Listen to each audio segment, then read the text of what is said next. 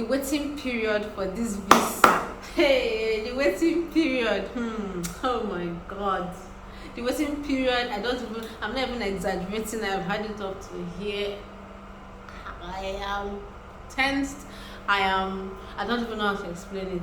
But anyway, see this Nigeria. You will leave it, sha, in it.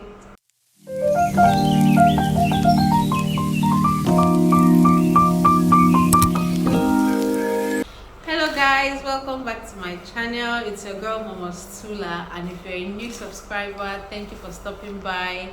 Please do well to hit the like button, comment and subscribe. And if you're a returning subscriber, thank you so much for sticking with me. You are the real MVP, and I hope I've been of help to all of you. So now, today's video, my visa. I finally applied. So the last video I talked about me waiting for my the second to last video on my process so far. I talked about waiting for my proof of funds to mature before I apply for my visa. So I'm just going to say everything step by step, everything I did, the whole process, what to expect. I actually made a list. Forgive my paper, but this was the best I could find as at the time.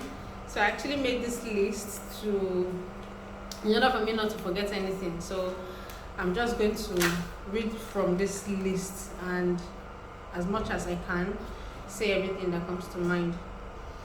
So I did my biometrics in Abuja. We'll be talking about the entire process of my biometrics and everything I did, where I did it, what to expect when you're doing your biometrics, and everything that comes to mind basically. So I took my time to make a list, like I've already said, so I don't forget anything. So I'm just going to start from the very top, which would be the documents you would need when you're going for your biometrics. So I'm reading out from my phone so I don't forget anything. Now I think it's a bit different for some other people, because I was talking to somebody I met going to my school, and he said his agent didn't ask for one or two things I sent to him. So I don't really know, I can't verify that, if there are some documents that they overlook and there are some documents that are really compulsory, but these are the things I submitted. And this video is going to be quite long, but I'll try as much as possible to just go straight to the point. So the first thing was my degree certificate and my transcript. Remember, while you were applying, you submitted your degree certificate, not statement of result, is the actual degree certificate. Then the second is my original WAEC, international passport, my CAS letter, the TB test, that's the one you got from I've forgotten the name, I'm sorry, my head is full. Then your bank statement. I'm going to really elaborate on the bank statement, because some people are actually getting it wrong. Then your travel history, if you've traveled outside the country before. In my case, I went to Dubai, so I had to give them my what's it called, my visa, the stamped page of my passport. That's what I scanned and sent. Then my employment letter and my activity letter / my self-introduction letter. I'm going to explain the ones that people might have questions on, because I actually did. So I'm going to explain on those things before I move further to the actual visa time. So the ones I'm going to explain on here, the activity letter, it's basically what you've been doing within your study gap. For example, I have a 7-year study gap, which means I finished my school 2014. Is it 8 years now? I have an 8-year study gap, not even 7 years. So I finished my school 8 years ago. All they are asking for is, what have you been doing within this period? I'm just going to put my own study gap at the top of the screen, but I don't think you might see anything because of the writing. So basically, what they're asking to know is what you've been doing, if it's a business, if it's work, just a summary of everything you've been doing. In my case, I worked 4 years corporate, and then 2 years ago I left corporate. So it also depends on when you left corporate. If you're an entrepreneur, Because if you left corporate like a few months ago, I don't think you would need to now start telling them about the entrepreneurship. Well, if you have to, no problem, that's fine, as long as you have your CSC documents to attach to back up your claim, so you can actually write in your introduction letter or activity letter. It's almost like a personal statement, just slightly different from a personal statement. Another one you might want to ask is travel history. I already talked about that, wherever you've been to in the past couple of years, and that's about it. I will come back to the bank statement in the course of this video to explain certain things in details about the bank statement. So the first thing, my visa and IHS fee. So my visa fee, the first thing I have on my paper is my visa and IHS fee. Now, IHS fee is your insurance fee, which covers the number of years you're going to be staying in the UK. For example, in my case, I'm going to be studying for 2 years, and then it means I'm going to be paying my insurance for 2 years. If you're going to study for 1 year, it means you're going to be paying your insurance for just 1 year. And if you're going with dependents, that's husband, children, or you and your husband, family, basically. Say you're going with a family of 5, it means you're going to pay the same IHS fee for 5 of the kids, and likewise the visa fee. 5 of you, not 5 of the kids, 5 of you, basically the entire family. If you're going with you alone, you're paying the IHS fee for just yourself. And for some reason, I think a lot of people don't know that. So my IHS fee, because my school is 2 years, my study visa is for 2 years, it costs $1,480.09. That's what I paid, and I paid in black market. While my visa fee cost me $457.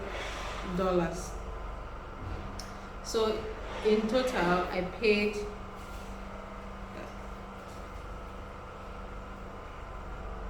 $1,937 for my IHS fee and my visa fee. So what it means is, if you're going with a family that is more than your 2 people or 2 people, as the case might be, you're paying this exact same fee for all of them. But if it's a 1-year course, the IHS fee is lesser, it's cheaper. Why mine is this expensive? It's because I paid for 2 years, so don't get it mixed up. You might hear some people say they paid 800k plus and all that. So that's why my IHS fee was that expensive. Now, the payment process, I was very lucky. Like I said, I paid in black market rate, and I was very lucky as at the time I paid, I used Flutter with Butter by Flutter. It was still very much active as at the time, and they charged me $618 naira per dollar. And 2 days after I paid, it became $620, and now it's $710 as I'm hearing. So, and again, a week or 2 after I paid for my IHS fee, Flutter by Butter had some, I don't know if it's an issue, but with their card provider, so they had to stop dollar cards. So right now, I'm not sure, I can't really recommend anybody, but I think Cheaper, there's an app called Cheaper. I don't know if you can pay your IHS and your visa fee with Cheaper, but you can actually check them out and see if it's possible, if you're yet to do your own, that is, and if you want to do it now, or you try to explore other means. But I honestly do not know any other means to pay, because I use Butter by Flutter, and it's no longer accepting dollar cards. Now, before I went on to paying, the form was filled out by my agent, but eventually she sent it to me for me to cross-check and be sure that everything is correct, because it is very, very important, highly important, that all your entries, all the questions you answered are accurate and they are correct, they correspond with your other documents, because it's a problem if anything is false and you might actually get the visa rejection. So it's very, very important. So I had to check, cross-check and check again. And the last phase was when The last phase is when you get to the payment part, and once you click on that IHS page, you cannot go back to correct anything. So you have to be very, very careful and make sure that the details, the information you log in there, it's actually accurate and it is correct. Now the next thing, the arrival time. So I booked an appointment. After I finished filling the form, you book your biometrics. So I booked my biometrics for 19th July, yes, and it was for 11 o'clock. Remember when I did my tuberculosis test, I said go early, go as early as possible. In fact, when they're opening, you should be there because of the crowd. So I was thinking it's a similar thing with this biometrics, but luckily for me, my friend called me that morning and he said I shouldn't go early, I should leave at 10:30, and I was like, at 10:30 that will be too late, I will leave by 8. Another of my friend also told me the same thing, that I shouldn't go too early. But I left the house, I think at about 9 a.m.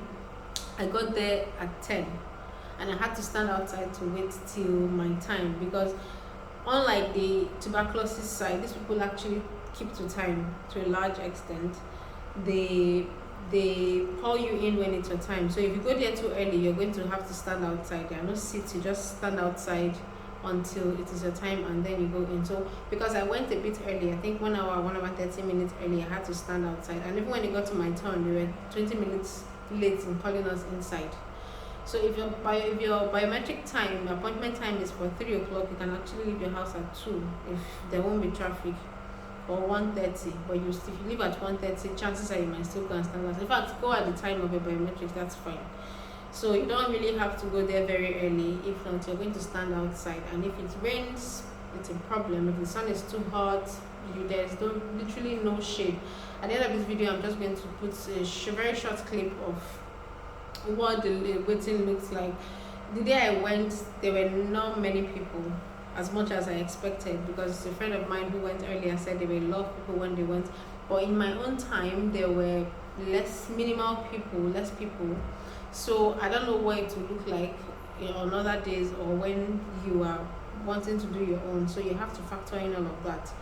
But then, like I said, regardless of whether people are there, you don't really need to go too early, because you still stand outside and wait till it's your turn. Now the other thing is how long it took. It didn't take so long, because people are many, of course, and everybody's waiting either to collect or to thumbprint and all that. So the process was generally very, very, very, very fast. You go in, after they call you, you set your documents and all of that. Then you wait for your turn. I think they call 3 people at a time, and then when you get in there, they give you their SIM card. They actually gave me a UK SIM card, but it's not here, so I can't show you. And then they log you in. You go and sit down and wait for your time. Look at the screen and then wait for your time. And then when it's your turn, you just walk in. So it was seamless. It was very, very, very, very fast. It was very fast. I can't really put a time to it, but I know the entire process did not take up to 30 minutes once you get in, that is. So it's actually very fast. Now, one mistake I made, my agent did not tell me that I should tell them to send my passport back to Port Harcourt. I stay in Port Harcourt, I don't stay in Abuja. I had to fly all the way to Abuja with the flight ticket and all that. It wasn't really funny. So before I went, somebody asked me that question, and I'm like, oh, I didn't fill the form. I did not know if, I'm sure my agent would have sorted it out, because she helped me upload the document. I'm still going to come to that the uploading of the document. So I told him, oh, I didn't know, and he said that for him, he filled the option of DHL sending it to his own location. So it was 13,000 naira or 8,000. I'm not really certain about the figure because I didn't do it. So as at the point when I finished, I called my agent to ask her, yo, how am I getting my passport? Are they going to send it to your school? Because you have to submit your passport before you leave. And she said, and she goes, oh, did you not tell them to send it via DHL. I said no, nobody asked me and I didn't know. So it means I'm going to have to go back to Abuja just to pick my passport. And that it would have saved me if I sent DHL, if I had filled the form of DHL, or if I was given the option of DHL, that would have saved me about, given the current rates, roughly 80 to 90,000 naira, because I would have just paid for DHL way bill. But now I'll have to fly back to Abuja just to pick the passport. So that's a mistake I made, and I hope somebody would learn, so you don't have to spend all that money, because I don't think everybody has that money to waste like that. I personally do not have. Now, so that's about it. Now we have self-service and assisted service. I'll take you back to the document. I said when I started this video, there are documents you have to take there, and I mentioned all of them.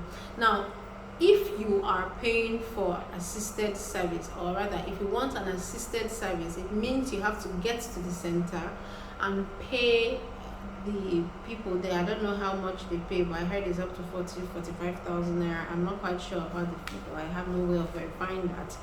So it means you have to pay them to scan and upload your document for you. Or if you have an agent you're working with, like my own case, they uploaded the documents for me. All I needed to do was fling my hand and go to the place. Then if you can upload the document yourself, it's still under self. Whether your agent is uploading for you or you are uploading for yourself, it's still under self-service. So it depends on whichever one you would like to do. So always ask your agent if they're going to upload or if you need to go and pay. And I was actually I wanted to pay because I didn't want to make any mistakes. I mean, I've come too far. I don't want to hear that it was my mistake that cost me my visa. So I suggested I wanted to do assisted service, but at the time I didn't know she was going to upload it for me. She was like, oh no, I shouldn't worry that she's going to upload it for me. Now, if you do self-service, the document I mentioned earlier, you don't need to take any of those documents there. What you just take there, at the end of the form, there's something called a checklist.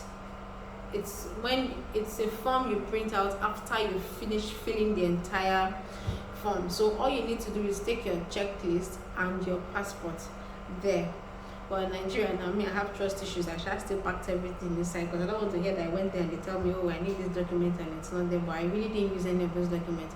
The only thing I did was print my TLS appointment page. The email they send you, they send it as a body, not as a document. Just print that page, and then your checklist front page and your passport. Those are the three things you carry if you do self-service. But if you do assisted service, you have to carry everything. I'll go over again.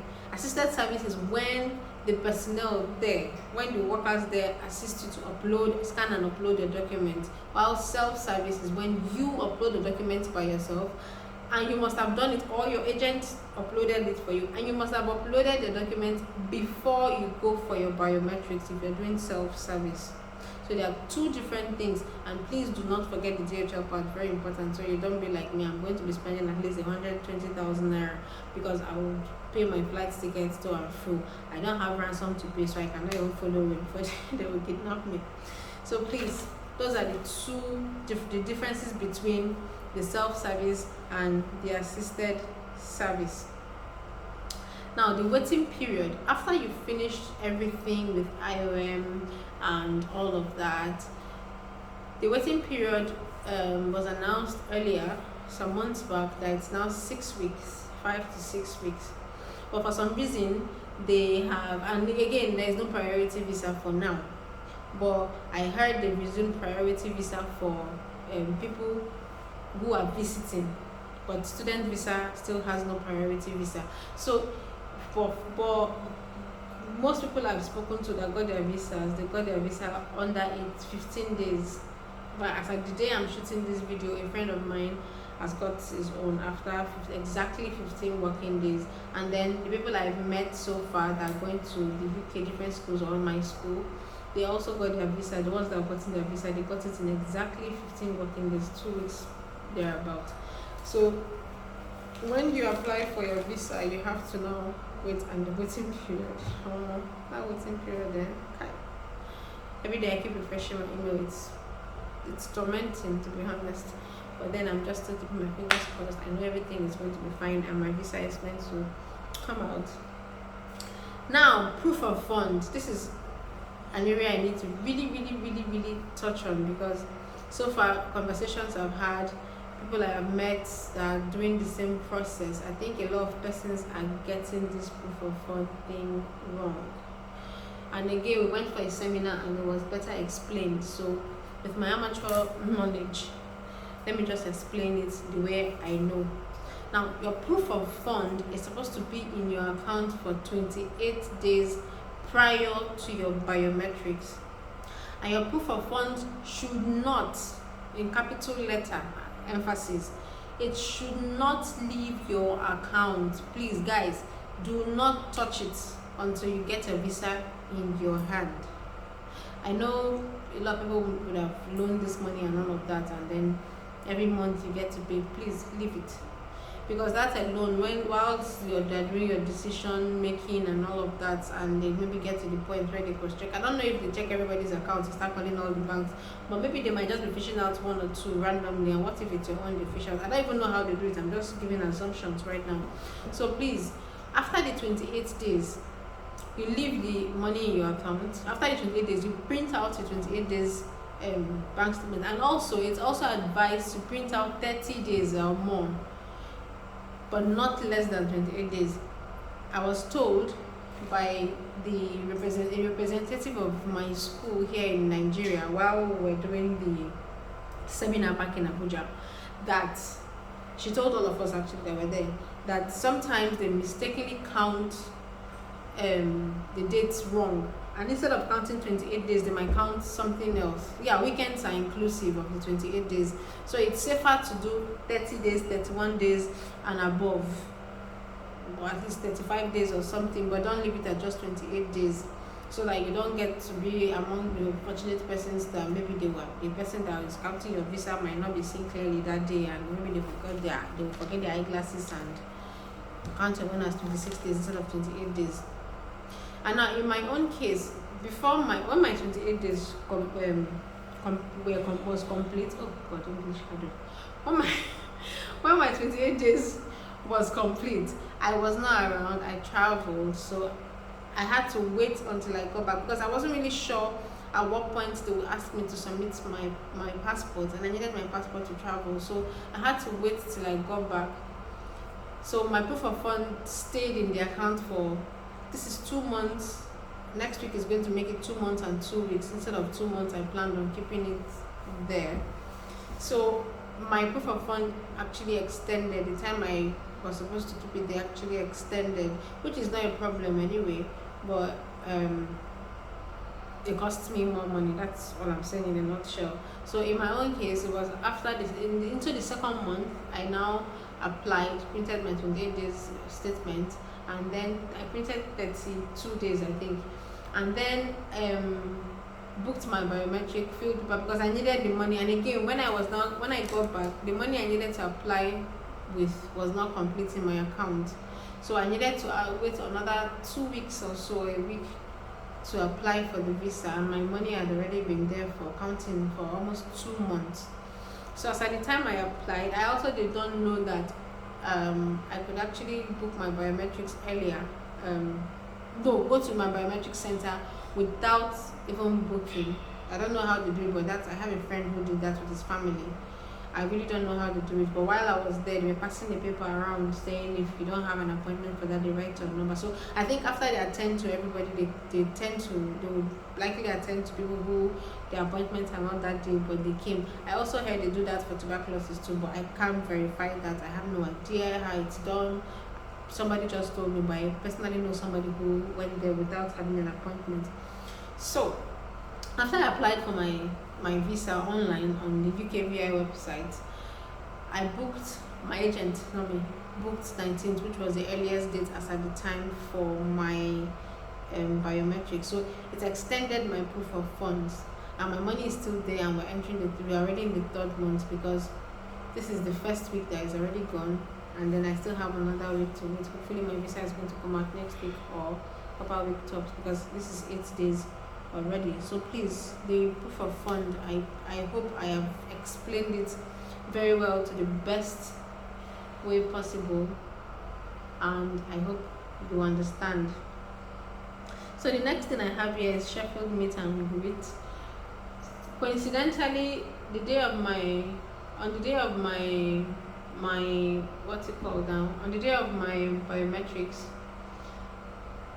I got an email. No, the day before my biometrics, the day before I traveled, I got an email that Sheffield students are meeting somewhere, and then I went there as well, and the I met a lot of people going to the same school, which was actually a relief for me because I got to get some contacts and we talked challenges and all of that. So we actually got to know ourselves and got more information on the entire process from every other person that was there. And part of the things that were discussed there was traveling with your family, accommodation, and the most important one I actually wrote out, which I feel I need to talk about here, is the school fees payment. So initially I wasn't sure of how. I've said in one of my videos for Sheffield, okay, the video I made about the whole initial deposit being a scam thing. Yeah. So for Sheffield, before you resume, you have to pay 50% of your tuition fee before you can enroll. However, the balance of the 50%, the payment plan was not written on the admission letter. It was written that when you get there, you find out. So on the day of the orientation, I got to find out that the second installment, which is the next 50%, it has to be paid February. Like the time is so a bit short for some people, and it's only for January students. January students have a longer extension than the rest, than people who are going in September, because people that are going in January, I heard they have till September to pay, while people that are going in September, they have just until February to pay. So it's actually very important that you know all of these things. And yeah, the food that they served there was amazing. So other than that, we had to learn about a lot of things about the school, but this is what stood out for me, and this is one thing I feel like people should know, because even me, I did not know until I got there. So now another thing is I'm going to talk about now is the importance of finding a group that goes to the same school or to the UK generally. So prior to when I came to Abuja for my biometrics, I was sent this group on Telegram by my agents to join, and it was a group for different students. So everybody started talking about their challenges, and then I also got to find out that the CAS is a problem for a lot of people, because most schools, I think they realize that Nigerian students come there and they find it difficult to pay their school fees, so they tend to request for proof of fund before giving the CAS letter. And these are things that I did not know, though I've mentioned it in one of my videos that one or two persons I've actually seen that had the same issue, but then it's looking like most of the schools now are giving the ultimatum that you must have 28 days bank statement before you apply for your CAS. So up until now, some people have not even gotten their CAS and they've applied. Some people are 2 weeks into their application, some people are 1 week, 3 weeks into their application, and they still haven't gotten their CAS. University of Derby recently terminated a law of, would I call it terminate? They advised a lot of students to defer to January. So they sent some sort of bulk email to a lot of people. So it's a big problem everywhere. So for people who are going to apply next year, I would advise you start early so you don't have a lot of these problems, because half of the people on that group are always complaining of the CAS is not out and all of that, while some other persons are just waiting for their biometrics. But the nutshell, what I'm saying is it's good to just find yourselves in this kind of groups so that you know your way around, you know when you're making a mistake and when things are happening, and then it's important to know that it's not just you and it's everybody, so it keeps you relaxed and then know what to do next about it. So, and again, I also joined another group from my school, people that are going to my school this September. It also helped. It still boils down to giving each other information. I've done this, I've done that, and all of that. So that was very nice. Now, another big issue people are having, it's the Form A. Yes.